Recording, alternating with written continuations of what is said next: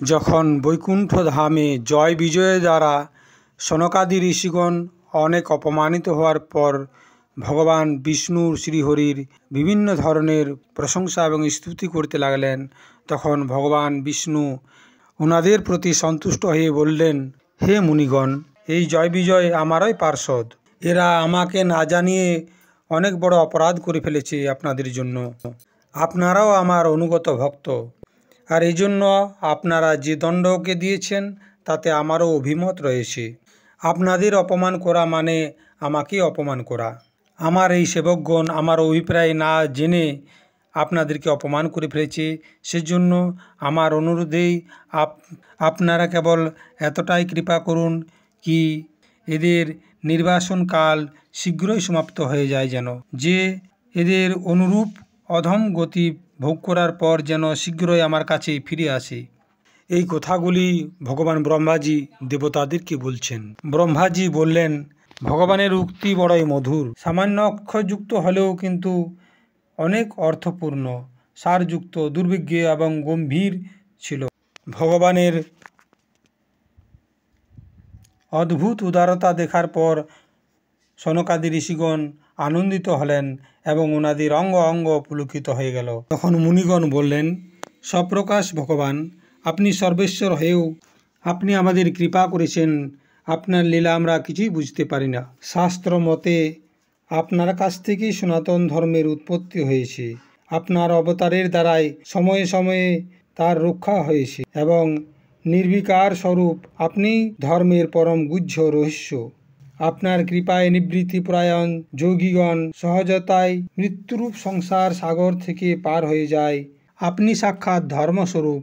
আপনার সত্য আদি 3 যুগের প্রত্যক্ষ রূপে বিদ্যমান রয়েছেন, তথা ব্রাহ্মণ এবং দেবতাদের জন্য তপ, শৌচ এবং দয়া, এই 3 চরণে এই চরাচর জগতে রক্ষা করেন।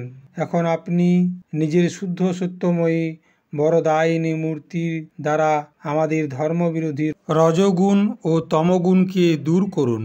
এই ব্রাহ্মণকুল আপনার দ্বারা অবশ্যই রক্ষণীয়।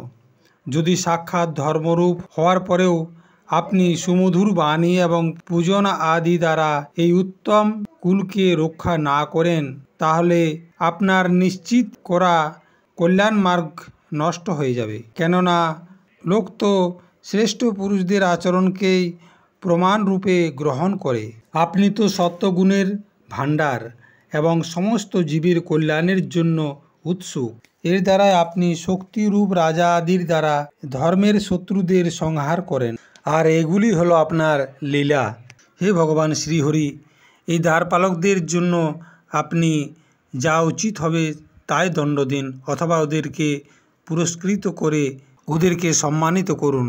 অথবা আপনি যদি মনে করেন আমরা কোনো দণ্ডের অধিকারী, তাহলে আমাদেরকেও আপনি দণ্ড দিতে পারেন, আমরা তা স্বীকার করে নেব। তখন ভগবান শ্রীহরি বললেন, মুনিগণ, আপনারা এদেরকে যে শাপ দিয়েছেন সেটি আমারই প্রেরণায় হয়েছে। এখন শীঘ্রই এদের দৈত্যজনিত প্রাপ্ত হবে এবং উচিত সময়ে আবার আমার কাছে ফিরে আসবে। সেই সময় সনকাদি মুনিগণ নয়নাভিরাম ভগবান বিষ্ণু আর উনার স্বয়ং প্রকাশ বৈকুণ্ঠ ধামকে দর্শন করার পর প্রভুর পরিক্রমা করলেন আর উনাকে প্রণাম করে আদেশ গ্রহণ করলেন। তারপর সেখান থেকে পুনরায় নিজ ধামে ফিরে এলেন। তারপর ভগবান জয় ও বিজয় নামক 2 জন দ্বাররক্ষককে বললেন, তোমরা যাও, কোনো প্রকার ভয় করো না, তোমাদের কল্যাণ হবে। আমি সব কিছু করার সমর্থ রাখা সত্ত্বেও ব্রহ্মতেজকে মিটাতে চাই না, কেননা এরকমই আমার অভিমত আছে।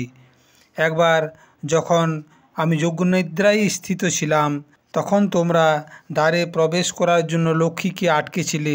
সেই সময় লক্ষ্মী ক্রোধান্বিত হয়ে তোমাদেরকে অভিশপ্ত করেছিল। এখন দৈত্যজনিতে তোমাদের জন্ম হবে, তারপর যথাসময়ে তোমাদের মুক্ত করে আমি নিয়ে আসব। ভগবান ব্রহ্মাজি দেবতাদের বললেন, বৈকুণ্ঠ ধাম থেকে জয় এবং বিজয় এসে দিতির গর্ভে প্রবেশ করলো, আর ওই 2 জন দৈত্যের তেজের জন্যই তোমরা অস্বস্তি অনুভব করছো। এই সময় ভগবান এটাই করতে চাইছেন, যিনি আদি পুরুষ, সংসারের উৎপত্তি, স্থিতি এবং প্রলয়ের কারণ, যাহার যোগমায়ায় বড় বড় যোগীগণও বড় কঠিন থেকে কঠিনতম অবস্থা পার করে যায়, তিনি সত্যাদি 3টি গুণের নিয়ন্তা শ্রীহরি আমাদের কল্যাণ করবেন। এখন এ বিষয়ে বিশেষ কোনো বিচার করে আমাদের লাভ হতে পারে না। ইতি শ্রীমদ্ভাগবতে মহাপুরাণে পরমহংস্যাং সংহিতায়াং 3য় স্কন্ধে 16ষোऽধ্যায়ः।